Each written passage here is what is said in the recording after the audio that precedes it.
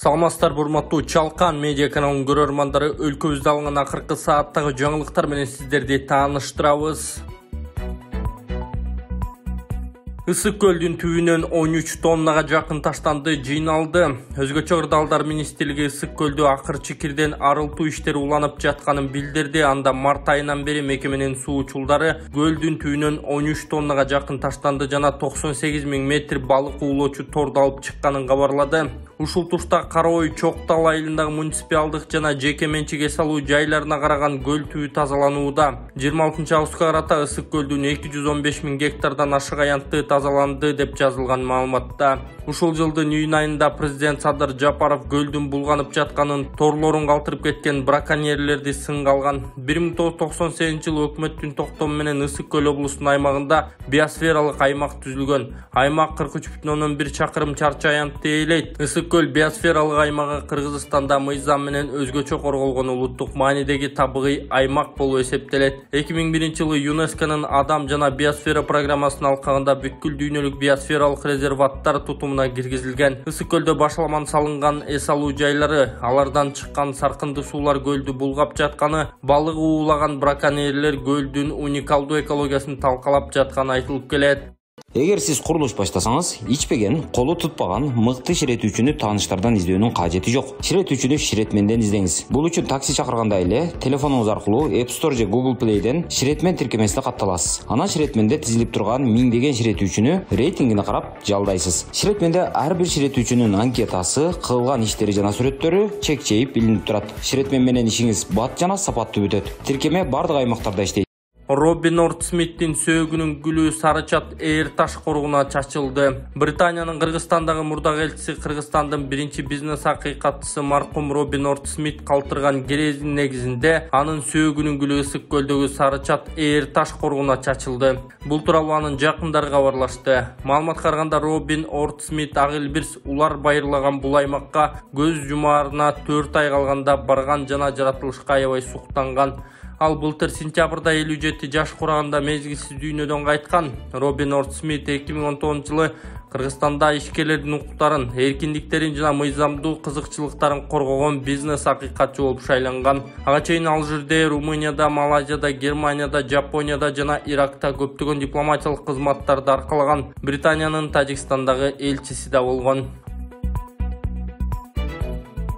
Райымбек Матраимов муфтияттын жаңы имараттын ачуу аземине катышты. Азаттыктын коррупция тууралуу иликтөөлөрүндө аталган бажы кызматынын төрагасынын мурдагы орун басары Райымбек Матраимов 27 августта Бишкекте муфтияттын жаңы имараттын ачылышына катышты. Ал бул тууралуу Фейсбуктагы баракчасына жазып, Кыргызстандын жана Казакстандын муфтийлери Замир Ракиев менен Норузбай Таган уулу баштаган адамдар менен түшкөн сүрөтүн жана куттуктоо сөзүн жарыялады.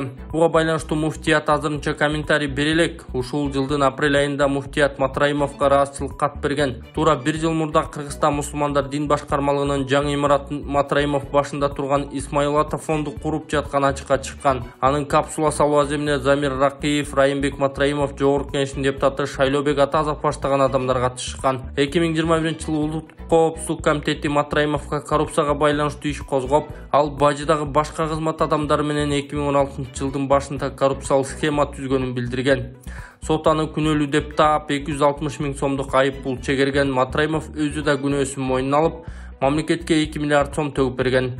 2010 жылы Азаттык радио сөнөктөштөрү OCCP жана Клоп менен бирге жасаган бажыдагы миллиондор карактоо жана калкалоо деген иликтөөдө журналисттер тапкан фактыларга нааразы болгон кыргызстандыктар көчөгө чыгышкан. Иликтөөдө Матраимов Борбор Азиядагы Көмүскө карго компаниясын түзгөн кытайлык ишкер Хабибулла Абдукадырга кантип жардам бергенин бети ачылган. Евгений Пригожиндин өлүмү тастыкталды. Орусиянын тергөө комитети генетикалык молекулярдык экспертизанын жыйынтыгы Тверь облусунда учак кырсыгынан курман болгон 10 адамдын баарынын өздүгүн тастыктаганын билдирди. Алар буга чейин берилген тизме менен дал келген. Шаршемби күнү кечинде Орусиянын өзгөчө Кырдаалдар министрлиги Тver облусунда ичинде 10 адам бар. Үчөө экипаж мүчөлөрү Менчик Embraer Legacy учагы кулаганын билдирген. Маалыматта бары каза тапканы айтылган. Росавиация жүргүнчүлөрдүн тизмесинде жеке аскердик Wagner компаниясынын негиздөөчүсү Евгений Пригожиндин аты жөнү бар экенин маалымдаган. Авиакырсыктын себеби изилденип жатат. Кырсыктаган самолет бизнес ташууларды аткарып келген MTA Aero компаниясына таандык экени белгилүү болгон. Толубай Бакасовдун ден соолукту чыңдоо борбору. Кытай элдик ыкмасы менен гайморит, грыжа, артрит, остеохондроз, куян, тиземун, простатит ооруларын дарылоо жана айрыкча улгайган адамдардын кан айлануу системасын жакшыртуу. Мындан сырткары бизде косметология жана ашыкча салмакты кетирүү процедуралары бар. Гайморитти дарылоо ыкмасы. Мурун көңдөйүндөгү ириңдерди жибитүү үчүн от жагуу. Андан соң табигый таза чөптөн жасалган порошок менен ириңди сыртка алып чыгаруу. Грыжа, остеохондроз, тизе муун жана суук тийген ооруларды дарылоо ыкмасы. Ооруган жерге гандин, же жөнөкөй тил менен айтканда, дары чөптөргө сугарылган таякчалар менен массаж жасоо. Андан кийин от жагуу. От жаккан соң атайын табигый чөптөрдөн жасалган дары майларын шыбап, денедеги токсин, туз жана вирустарды чыгаруу. Дарылоо мөөнөтү болжол менен 10 күн. Келип 100% кепилдик менен ден соолугуңузду чыңап кетиңиздер. Кененирээк маалымат алуу үчүн экраныңыздардагы номерге кайрылыңыздар.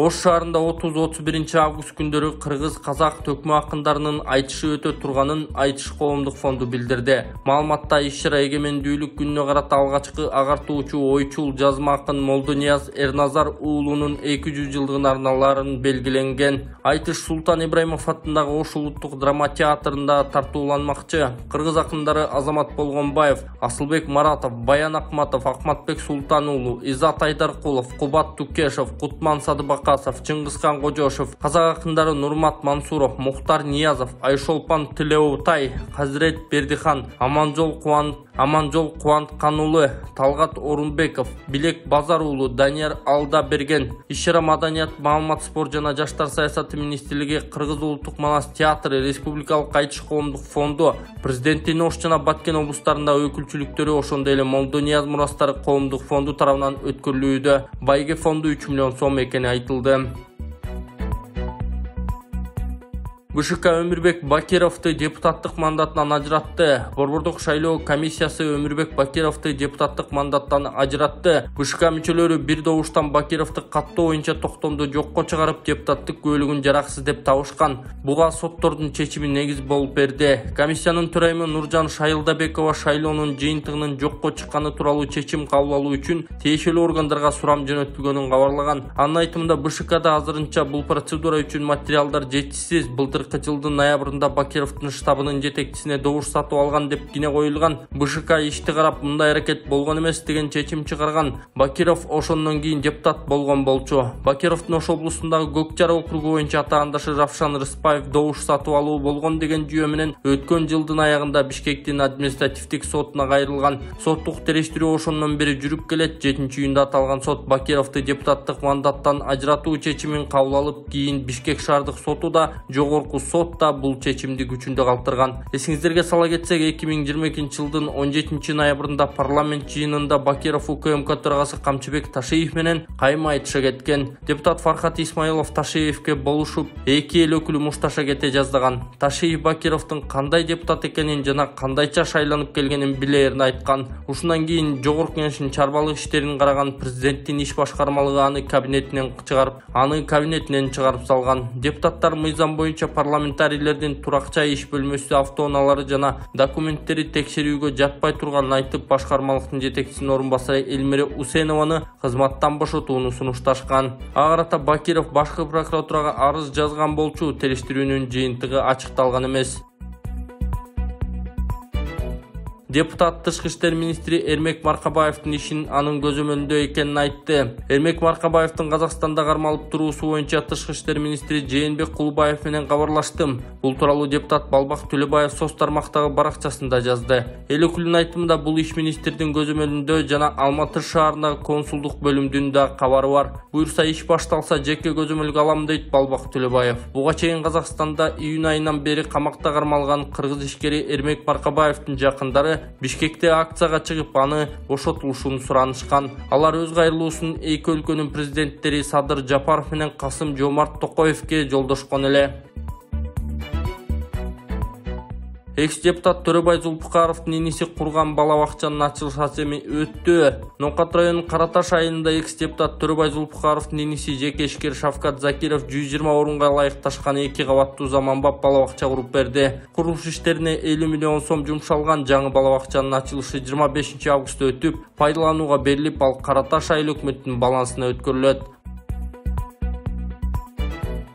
Балыкчы Казарман Жалал Абад альтернативдик автоунаа жолу убактылуу жабылды. Тогостуроо районунун Балыкчы Казарман Жалал Абад альтернативдик унаа жолуна таш көчкү түшүп, убактылуу унаалардын өтүүсүнө бөгөт коюлду. Бул тууралуу Тогостуроо районунун акими Манас Мураталиев чукул жыйын өткөрүп, тийиштүү тармактын жетекчилерине тапшырмаларды берди. Мындан улам айдоочуларды жана жүргүнчүлөрдү тазалоо иштерине тоскоолдук жаратпоого чакырат. Кырдаалга байланыштуу Казарман айылынан жана Жумгал району тарабынан посттор коюлуп, райондук жол кыймылынын коопсуздугун камсыздоо бөлүмүнүн кызматкерлери көзөмөлдөйт жана унаалардын бардык түрүнө өтүүгө тыюу салат. Учурда жолду тазалап кеңейтүү иштери жүргүзүлүүдө. Аталган унаа жолдо таш көчкү түшүү коркунучу болгондуктан убактылуу жол сапарына чыкпоону эскертет. Буга чейин 25 август күнү Казарман Жумгал унаа жолунун 45 чакырымында болжолдуу таш кулап бул жол жабылган. Учурда райондук жол тейлөө кызматкерлери тарабынан көчкү тазаланып, жолду ачуу иштери уланууда.